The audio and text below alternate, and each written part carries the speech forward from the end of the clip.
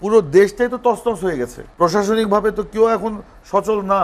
আপনার যারা আজকে প্রশাসনে আছে, আইন শৃঙ্খলা রক্ষাকারী বাহিনীতে আছে, এদেরকে দিয়েই তো শেখ হাসিনা আপনার গুলি চালিয়েছে ছাত্র জনতার উপরে।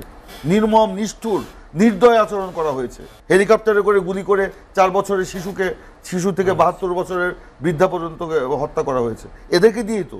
আমরা রীতিমতো পুলিশকে পাহারা দিয়েছি, রাতে থানা পাহারা দিয়েছি, থানা যাতে কেউ আক্রমণ না করতে পারে।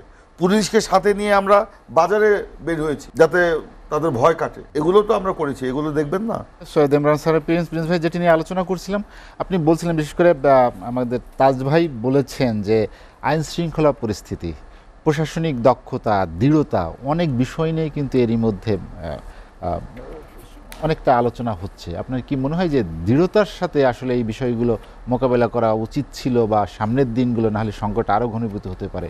দেখুন, আমি কিন্তু আমরা একটি জিনিস হয় বুঝতে পারছি না অথবা গভীরে প্রবেশ করছি না। গত 15টা বছর কি হয়েছে রাজনীতির নামে, সরকারের পরিচালনার নামে, মানে সব কিছু একেবারে অনৈতিকভাবে করে তছনছ করে ফেলা হয়েছে। প্রশাসন ভেঙে পড়েছে।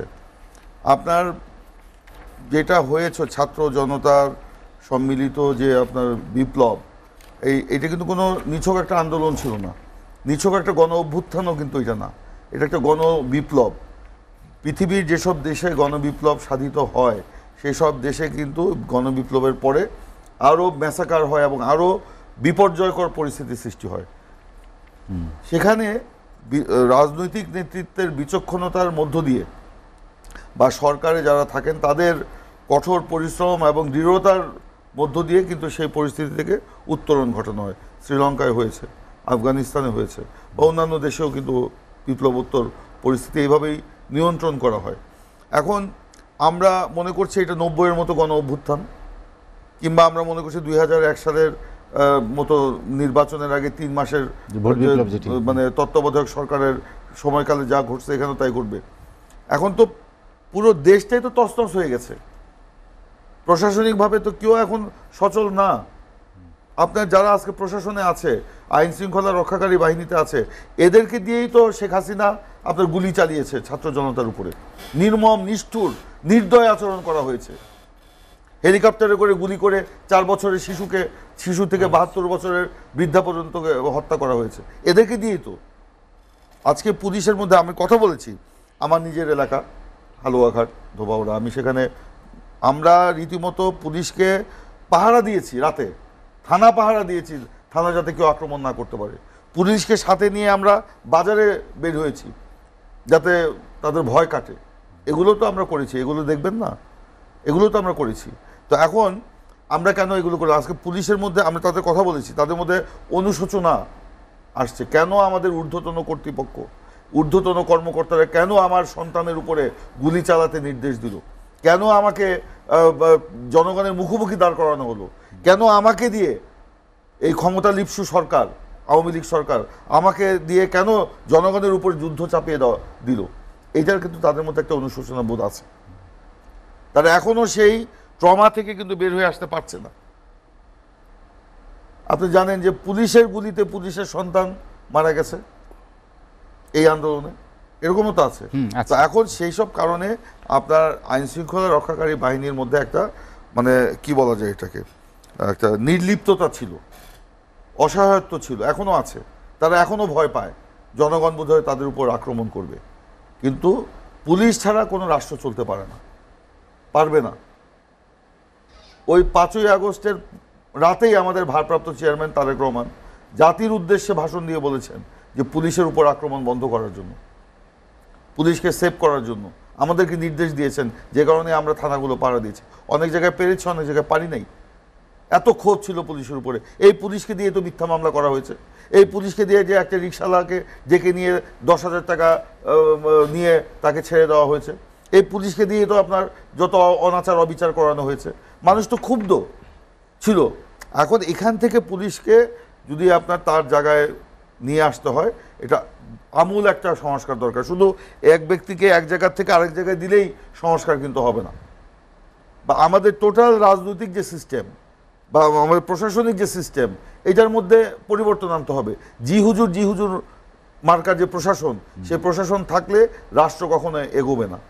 আমাদের ভারপ্রাপ্ত চেয়ারম্যান তারেক রহমান বলেছেন যে এই যে 5ই আগস্টের যে ক্ষমতার যে পট পরিবর্তন হলো, এটা শুধু ক্ষমতার হাত বদল নয়, এটাকে রাষ্ট্র এবং রাজনীতির পরিবর্তন হিসাবে আমাদেরকে দেখতে হবে।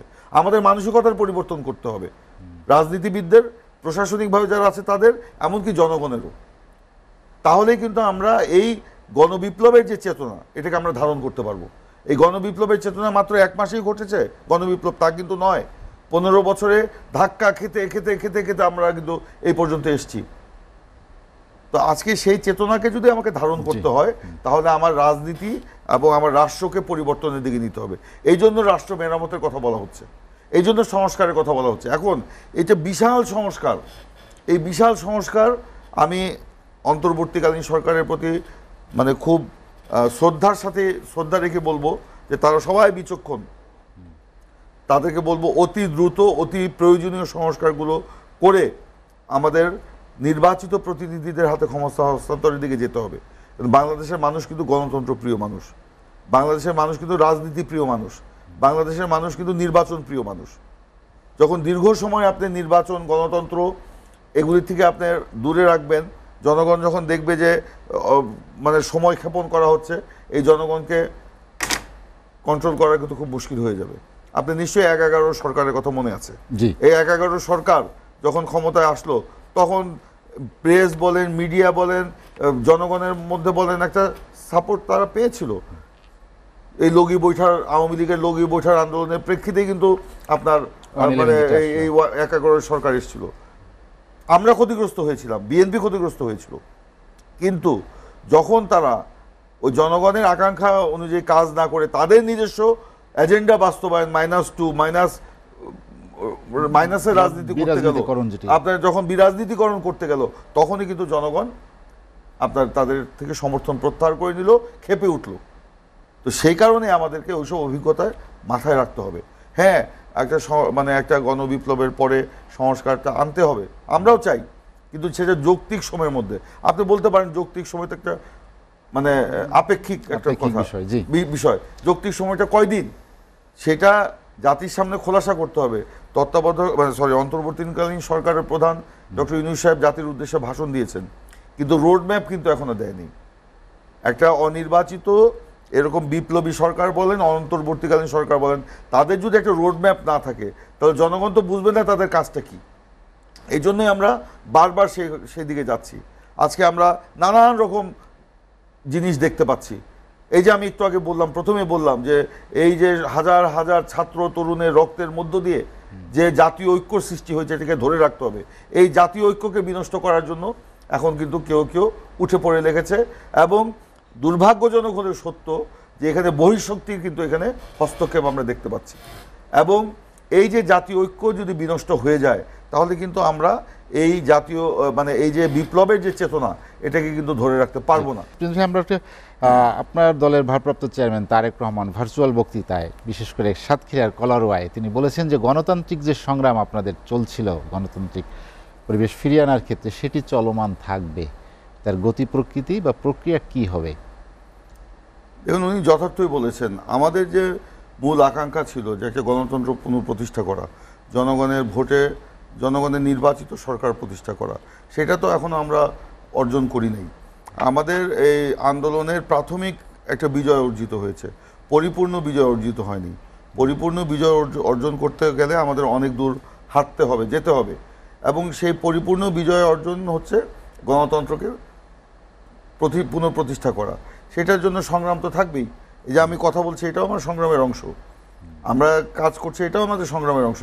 সংগ্রাম বলতেই আপনারা যদি মনে করেন, কেউ যদি মনে করে হরতাল, অবরোধ, মিছিল, মিটিং, পদযাত্রা, গণ অনশন, গণ অবস্থান, তা কিন্তু নয়। আমার লেখনীর মাধ্যমে আমি সংগ্রাম করতে পারি। উনি যে তহিদ ভাই যে বললেন, এটাও কিন্তু একটি সংগ্রামের অংশ। ওনার আমার বক্তব্য সংগ্রামের অংশ, ওনার বক্তব্য সংগ্রামের অংশ। তো আজকে এই সংগ্রামটা আমাদের অব্যাহত থাকবে, এটা বাস্তবতা। আজকে আমরা দুঃখজনক হলেও সত্য, আমি আবারও এটা বলছি যে আমাদের যে জাতীয় ঐক্যটা প্রতিষ্ঠিত হয়েছিল, সেই জাতীয় ঐক্যকে বিনষ্ট করার জন্য আমাদের কিছু কিছু তৎপরতা আমরা দেখতে পাচ্ছি, এবং সেটা হওয়া উচিত নয়। এটা ধরেন বিভিন্নভাবে বিভিন্ন বক্তব্য দিয়ে একটা প্রশ্নবিদ্ধ করে ফেলা হচ্ছে সব কিছুকে, এবং জনগণ কিন্তু হতাশ হবে।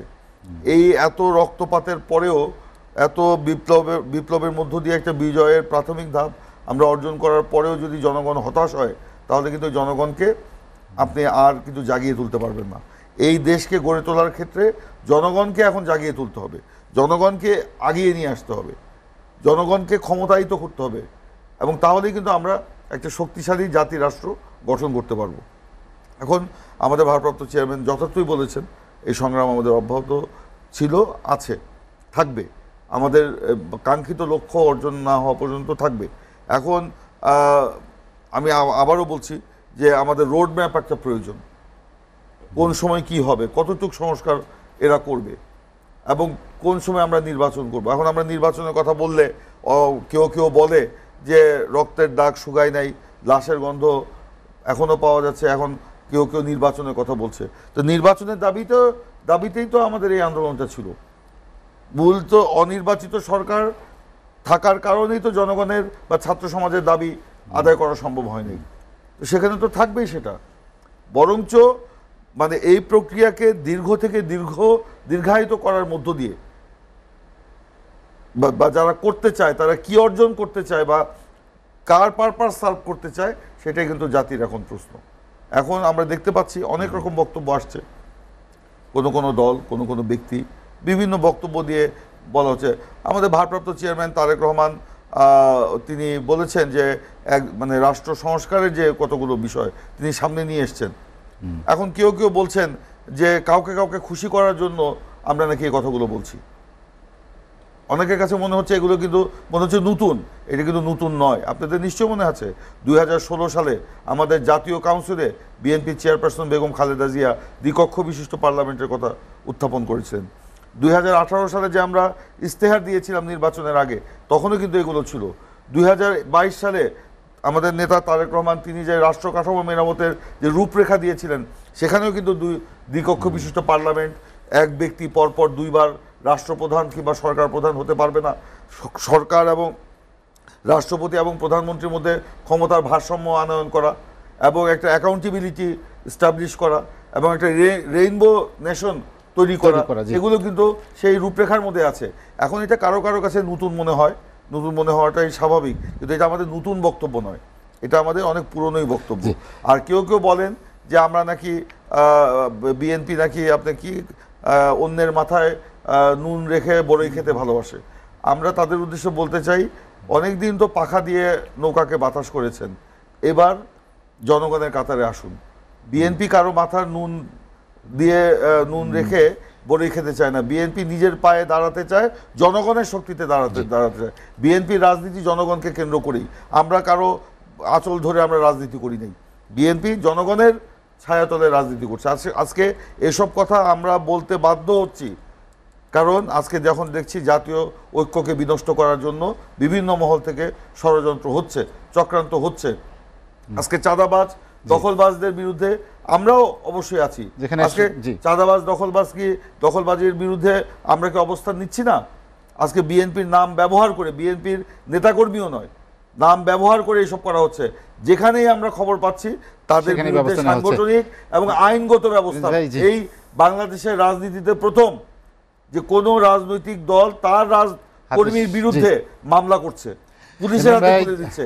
এটা থেকে আমাদের সেই কমিটমেন্টের প্রতিফলন হচ্ছে না। হাতে সময় নেই, আলোচনা শেষ করতে চাই। আপনাকে অসংখ্য ধন্যবাদ।